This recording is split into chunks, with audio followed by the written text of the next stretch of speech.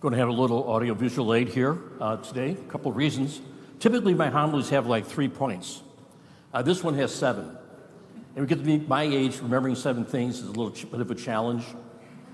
Plus, communication theory says that we remember about 20% of what we hear, but 60% of what we hear and see. So that's the chart. In back of my quarters, there's a little garden-like, and one of the challenges is the weeds. There's some plants there, and I'll go through and I'll either spray it or weed it, and it's just like the gospel. Overnight, somebody comes in and puts more weeds in.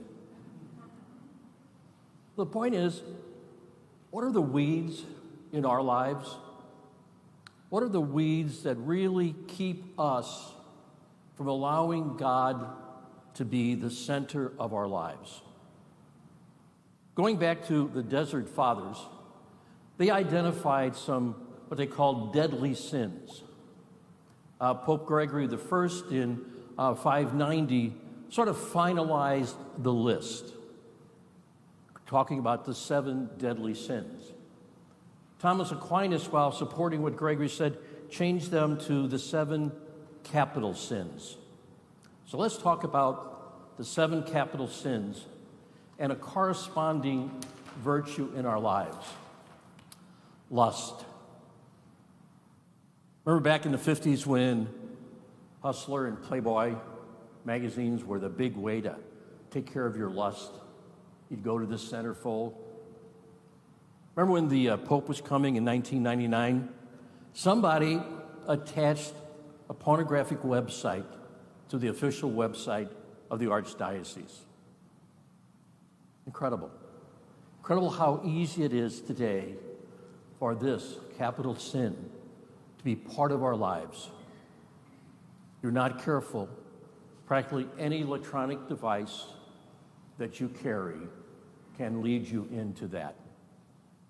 And the corresponding Christian virtue is chastity, an incredible virtue that all of us are called to live. Our next one is gluttony. Now, normally when we think of gluttony, we think of eating too much food.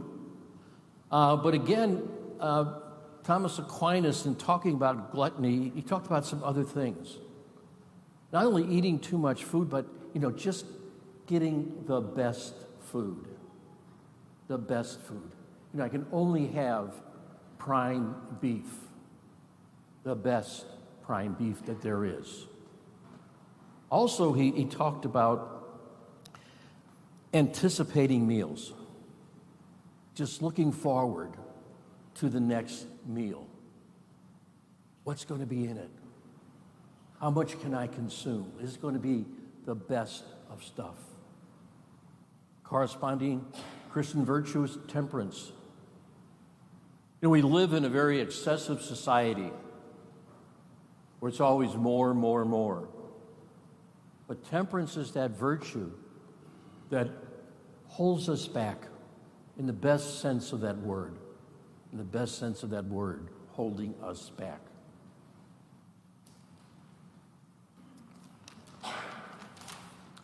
Greed.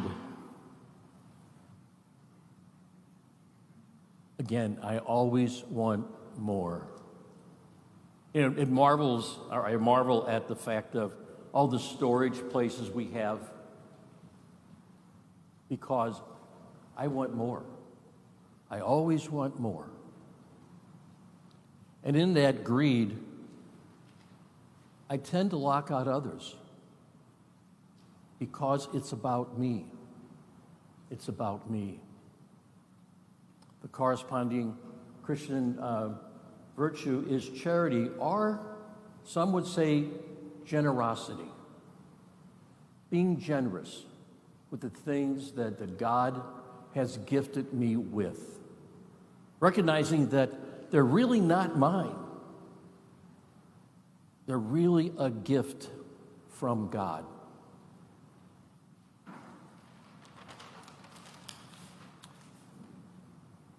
This is an easy one in this time.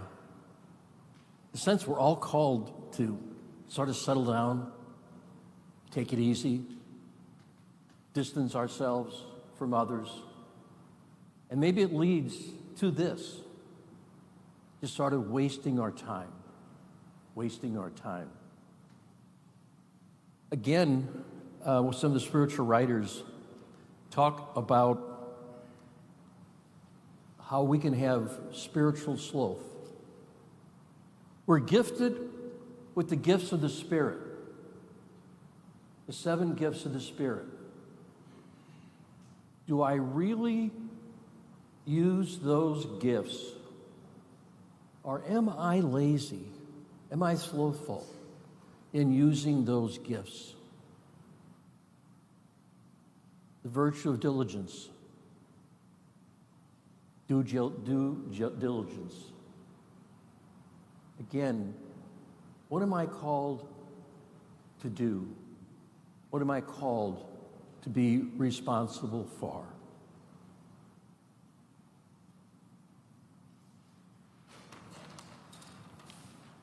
Wrath.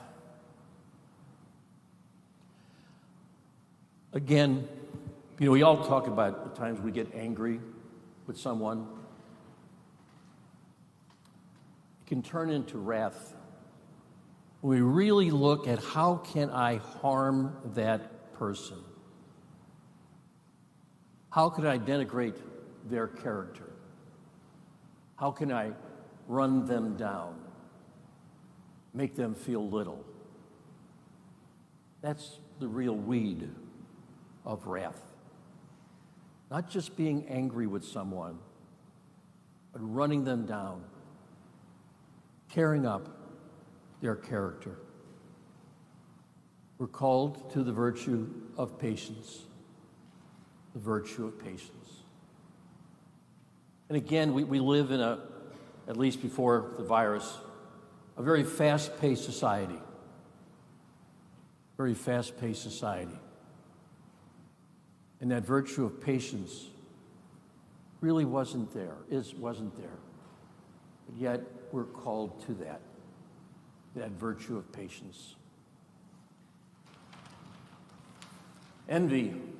The visual is Cain killing Abel.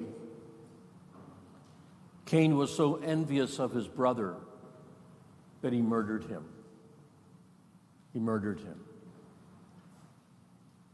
Again, how envious am I? What is the weed of envy in my life? Am I jealous of what others have? Maybe there's 2 commandments that really talk about envy. Coveting what others have, and I want it. The virtue of gratitude. If you remember Matthew Kelly's prayer process, he talks about 5 different things. The first one is sort of at the end of the day, take some time to reflect upon what has happened during the course of the day. And maybe there's 1 or 2 things that just sort of stand out. And simply say, thank you, God. Recognizing that the gift of each day indeed is a gift from God, for which I am called. Be grateful.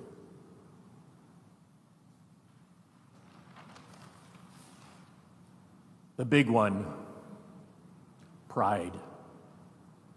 The image is the Tower of Babel.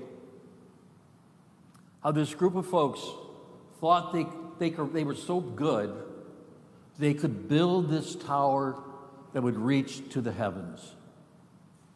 An incredible act of pride. Incredible act of pride. And how at times are we so prideful? We think we can do anything we want. And again, maybe the COVID-19 virus is teaching us humility. We're really not that powerful. And a little virus can change the way we live. Again, when I think of humility, I think of Mary and that great hymn of hers, the Magnificat. My soul proclaims the greatness of God. Not I proclaim my greatness, but my soul proclaims the greatness of God. That's true humility, when we're mindful of God's goodness in our lives. So that's the 7.